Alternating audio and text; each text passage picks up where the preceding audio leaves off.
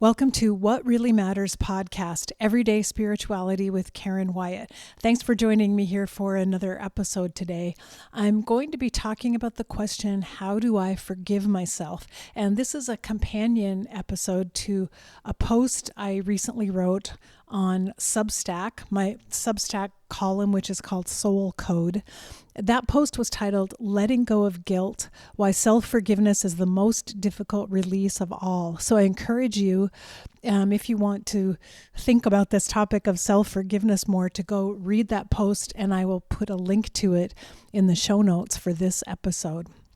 But on this podcast, I'm going to be talking about actually how to go about forgiving yourself.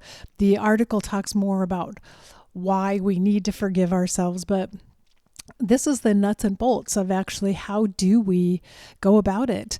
And I describe in the article why it's really difficult and challenging to forgive ourselves, and why sometimes we may have put it off for years and years, and perhaps initially we didn't even recognize that we needed to forgive ourselves. But so that is really one of the first steps, is that we have to come to the realization that we're holding a lot of self-blame or self-resentment that we need to work on. But I want to talk this through with you, 7 steps to take in order to forgive yourself. Again, a very important practice, and I'm learning that once you forgive yourself for things you've been holding on to a long time, it actually becomes easier to forgive other people. So I really encourage you to try this out and take it on as a practice, because it may make forgiveness in general in your life a little bit easier to accomplish. So these are the 7 steps of self-forgiveness as I see them, as I came up with them, writing notes for this little episode. So the first is to begin with a practice of self-compassion. And that's just to set the tone and to set a mindset for ourselves of caring about ourselves. I'm doing this practice because I really care about myself. I want to be healthier. I want to be rid of old blame and guilt. And that's why I'm taking this on. And sometimes self-compassion is also really difficult for us. We've been told that it's selfish to care about ourselves or to have compassion for ourselves. So it also takes a little bit of work to get into a frame of mind, and I think a nervous system state of calmness, where we feel loving towards ourselves and we desire to treat ourselves well. And I want to quote something from Kristin Neff, who is a psychologist who has studied compassion, self-compassion in particular. And she talks about a very simple, this is a brief self-compassion practice that you can do in the moment. And so I want to tell you the 3 steps of this, that first of all, you acknowledge this is a moment of suffering. And you might say a moment of pain, a moment of difficulty, a moment of challenge for me, a moment of guilt. But I, for myself, say this is a moment of suffering. I'm feeling some suffering right now. I'm in pain. The second thing to say is suffering is part of being human. So to acknowledge that it's just a part of life. Everyone goes through things like this. It's not just me. It is part of being human and being alive here on earth that we experience suffering. And the third is to say is, may I meet myself with kindness. And that's the sweetest blessing, is to simply say, may I go within and look at myself, look at my pain and suffering, look at my guilt and blame, look at my failures, my weaknesses, and the things I don't like about myself. And may I meet that with kindness toward myself. So I love those 3 things. I'll say them again. This is a moment of suffering. Suffering is part of being human. And may I meet myself with kindness in this moment. The other tip that Kristin Neff gives is, what would you say to a friend? So if you're having a hard time looking at yourself with kindness. Imagine if you were talking to a friend who was struggling with guilt and wondering how to ever forgive themselves. What might you say to that person? How might you approach them? If you find that your thoughts are full of self-recrimination and self-loathing and hatred, you realize you would never say that to your friend. You would say something gentle and caring and kind. And so find those words and say those words to yourself in the moment. And I think this is a great way to start this practice of self-forgiveness, is to just be in a state of kindness toward yourself as we begin. And the next step is to take an honest look at what went wrong. Tell the whole truth. And so you need to look back at and I would suggest starting with one thing, one experience, one event, one occurrence, so that you can be very specific about it. One thing that you may have done in the past that you feel caused harm to another person, that you've been holding on to for a long time and carrying a lot of guilt over. Look honestly at what happened and why it might have happened. Was it something intentional? Did you know it was wrong, but you did it anyway? Were you trying to hurt someone? Did you intend to hurt someone? Was it more an act of carelessness? You just weren't paying attention. You didn't think about it. You would have realized it was wrong if you had thought about it, but for whatever reason, you just didn't think about it. Was it out of ignorance? Did you honestly not realize that someone might be hurt by what you were doing or saying? And it just didn't occur to you. You just didn't know better at the time. Or was it even just completely accidental? You were in the wrong place at the wrong time, and something terrible happened that you still feel guilty about, but there's nothing to actually blame yourself for that you did wrong in the moment. You just happened to be there at the wrong time. So those are some of the questions to ask yourself when you're looking back at whatever event it is that you want to forgive yourself for. And so that's why I recommend that you choose one specific event at a time. You could, in general, say, I want to forgive myself for everything I've ever done. But then you lose out on the specificity of each particular thing that has happened, each mistake or each error or whatever you're holding yourself in hostage over. It's far more helpful and effective for you to look at each one, because each one may be different and have had a different underlying cause and scenario that it's helpful to be aware of and to analyze. So look at what happened, write about it in your journal. How do you think this came about? What led to it? Were there things you did wrong that you might have done better? Or was it something out of your control? It helps you distinguish where your negative feelings toward yourself are coming from. Are they coming from a feeling of guilt that is really a way of taking responsibility for something that you knowingly did wrong? Or is it your overly critical mind blaming you for something that was accidental, that you had no control over? So it helps you understand the locus of your self-blame. Where is it coming from? Because how you deal with it may change depending on the context and where it's coming from. So you're really trying to figure out, what am I actually responsible for, and what do I just feel bad about and blame myself for? And because there is a little difference there. So the next step is to separate guilt from shame.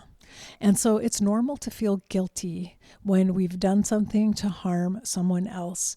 It says, I did something that violated my values, whether I did it intentionally or out of ignorance or accidentally. I did something that goes against who I want to be in this world. I don't like it. I don't like that this happened or that I behaved this way. And I feel a natural, healthy guilt about what I have done. But the feeling of shame is a little bit different. Shame tends to say, I am a bad person because this happened.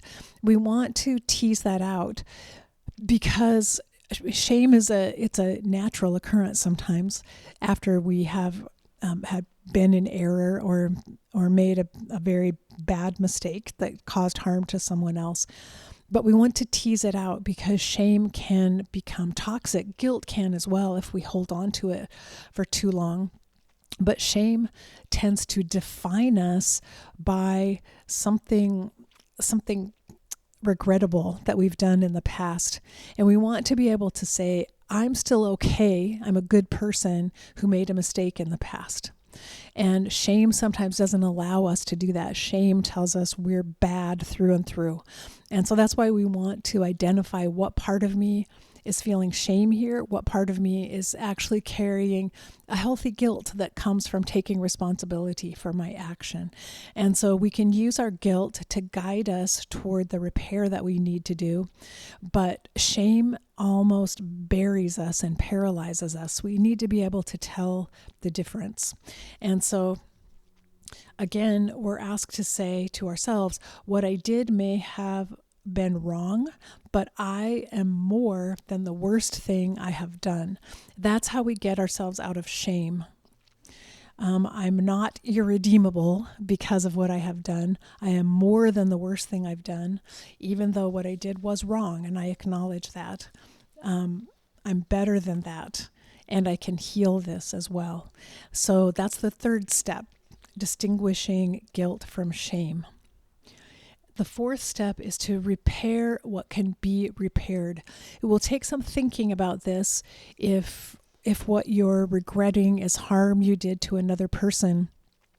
Is it possible to make amends with that person? Is it possible to go back and apologize and to have a conversation? Or perhaps that's water under the bridge and that person is out of your life now and not someone you could ever contact again. So the type of repair that you seek may depend on the event that happened and the nature of it, what is possible to repair.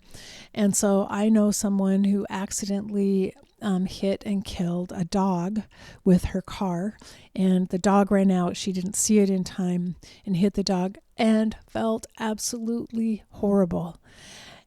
She apologized to the owners. She made some amends. She paid them for whatever it was going to cost to take care of the dog after it died.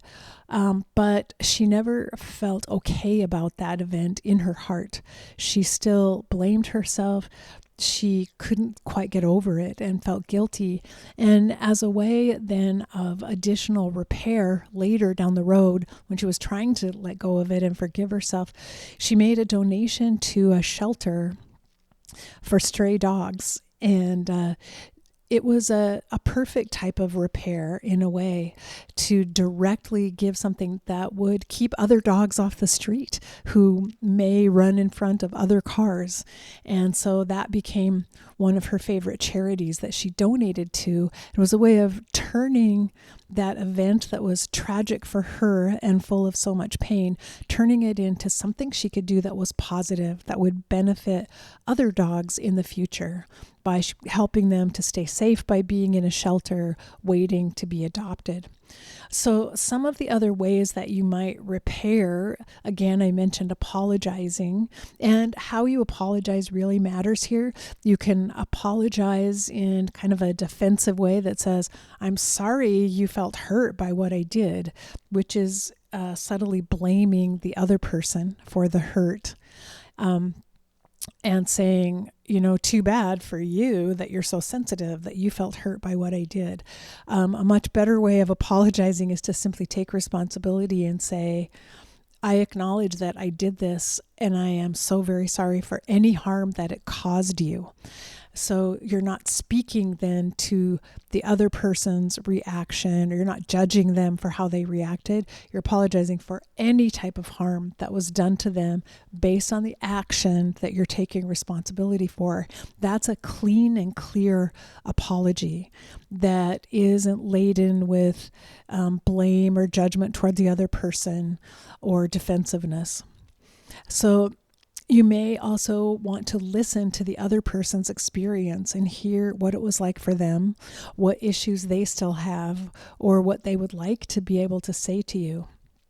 Maybe you make restitution and paying for the dog's funeral, so to speak, paying to have the dog buried, making payments to the dog shelter. Those were ways of making restitution. Deciding to change your behavior, because if what happened out of recklessness or carelessness, you may decide, I'm just not going to behave that way anymore. I'm going to be more thoughtful. I'm going to take more care in the future. I'm going to slow myself down and make better choices. Maybe you need to seek professional treatment or guidance to help you with the guilt, but that's a way of repairing. You're repairing within yourself what has been damaged, and you could seek out a professional, a therapist, a support group somehow as part of your repair. Or maybe there are consequences that you need to accept. Maybe you need to confess to someone that you've done something wrong, someone who may not know it yet, and face the consequences and whatever comes for that.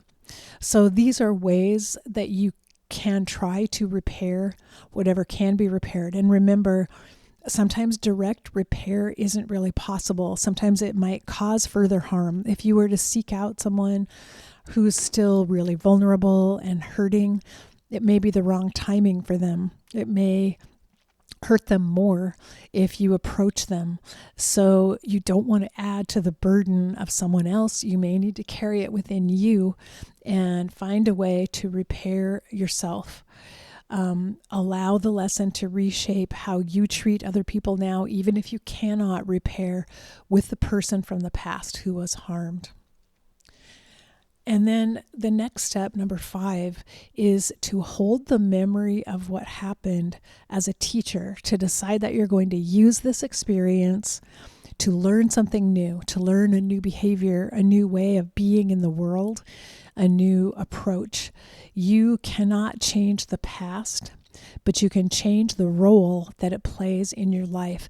And if something from the past is harming you, it's causing you to feel guilty and blame yourself, it's hurting your own health because of what you're carrying, that is something that you can change and need to change, is to decide not to allow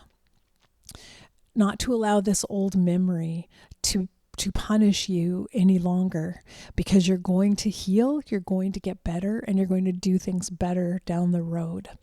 So rather than holding on to the memory as continual punishment and guilt, you hold on to it and ask it to teach you. Ask it what you can learn from this event and this experience, and start focusing on that as a goal going forward. So you don't have to suffer for your entire life. You will carry whatever the memory is, you will carry it with you. You don't have to continually be in pain. You can change the way you live and move forward, holding on to the remnants of that pain that you have now transformed and healed in your life. The 6th step is to create some sort of a ritual of, I'm going to use this specific word, atonement. And to atone literally comes from the 2 words at one. When you atone to another person, you try to unite with that person, reunite with them, become one again to repair your relationship, repair the damages. In this case, we're using a ritual to atone with ourselves and to become one with our wound from the past. sometimes when we're carrying guilt and self-blame, we're actually splitting that part of us off from ourselves. We're judging it and we're saying, I don't accept this about myself. And we're holding it out as an enemy. But that keeps us from being whole, a wholly healed person, if you can understand that.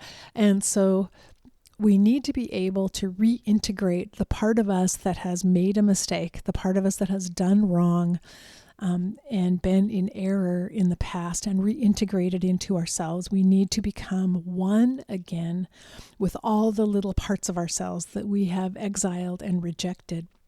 So this is a ritual that is intended to bring about this atonement, at one-ment, so that we can heal and become whole once again.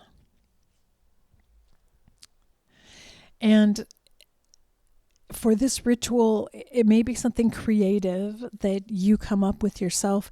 Maybe it involves writing down what happened along with what you learned from it. You could then speak aloud some sort of apology, saying, I take responsibility for what I did and I'm sorry for my actions. Then perhaps light a candle symbolically, and then place a stone somewhere meaningful if you're outdoors. Find a special stone, put it next to a tree or in a garden, somewhere of meaning, because the stone could hold your self-blame and guilt, and you're placing it somewhere where it now becomes part of a whole garden or part of a tree. You could also plant something. If you have a garden, you could plant a special plant or flower. You could return something symbolically to the earth. So bury something in your yard, a stick or some leaves or flowers, or drop something into moving water. And you could end it by making a vow that you will choose to do better in the future. So here are 4 statements that you can use in this ritual. And so I'm encouraging you to be creative and create something that's meaningful for you, that feels comfortable and feels like it would make a difference to you to go through this little ritual. And so it can involve these 4 things. Number 1 is stating, this is what happened, either in writing or stating it aloud. Number 2, this is the harm that I acknowledge. Number 3, this is what I have done or will do to repair the harm. And number 4, this is how I choose to live differently now. So that could be the vow that you make at the end of your ritual, or as you're dropping flowers into a stream somewhere. This is what happened. This is the harm I acknowledge. This is what I have done or will do to repair the harm. And this is how I choose to live differently now. And that's a really powerful ritual as you think about it. You've done this work already to be honest and truthful about what happened and how it came about. You've already taken some steps to repair, and you've decided to use this event as a teacher. And so this ritual really brings all of that home and kind of ties it up into a nice bundle, brings it full circle in a way. And so the very last step is to allow forgiveness to become a practice, because self-forgiveness doesn't just happen instantly on one occasion because you go through these steps or make a ritual. It's something that you'll have to work on over time, on a continual basis, really. And maybe you tackle one event at a time, but there are probably lots of other things that you may want to work on self-forgiveness for. And I think it will get easier each time you do it and go through this practice, because your ego will adjust to the idea of, okay, I am admitting guilt, but there's a way through this that ends up becoming more positive in the end. So when you start to think of self-forgiveness as just one of your spiritual practices that you utilize on a weekly basis or a monthly basis, you go through this process, you can start using self-forgiveness in the moment, in a way, when something goes wrong and you said something you wish you hadn't said, you can work on that right away, on how to get to a place of equanimity about it instead of carrying a lot of guilt and blame over time. So this is a practice that really could become part of your toolkit that you can incorporate and utilize often. And so I want to go back and just review these 7 things just to bring them up again. The first is to meet yourself with compassion. So do a small compassion ritual to kind of get you into the mindset of compassion. Secondly, to tell the whole truth about what happened and fully understand what happened and why. Third, separate guilt from shame and understand how much of each you're carrying and where they come from. Is it your critical higher self talking to you, a critical voice in your head, or is it genuine, true guilt and shame for something you did wrong? Next, number 4, repair what can be repaired. And at this point, depending on how long ago this event was, you'll have to determine what's possible now that you can do for repair. Number 5, hold this memory as a teacher. Begin to look at this old memory not as something awful and terrible in your life, but something that is teaching you something new, a new way to live, and how to be a new and better person than you may have been in the past. Number 6, create a ritual of atonement that sort of puts a cap on the whole thing and brings all of it together. And then finally, remember to allow self-forgiveness to be a practice, a lifetime practice that you can utilize whenever needed. And so again, I encourage you to go read the article on Substack about why it is so hard to forgive ourselves. And remember that self-forgiveness is not letting ourselves off the hook, because that's one of the reasons why sometimes we keep punishing ourselves, because we don't want to let ourselves get away with something too easily.